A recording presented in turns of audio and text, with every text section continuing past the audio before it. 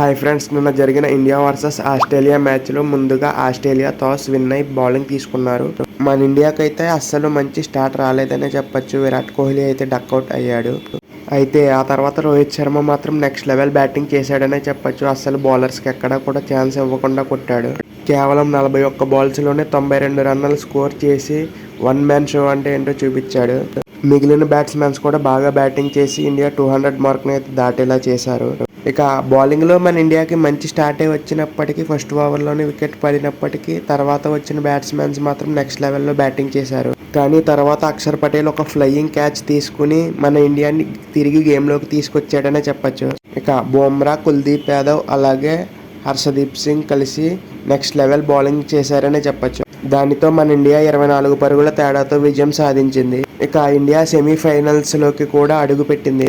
Please like, share and subscribe to our channel.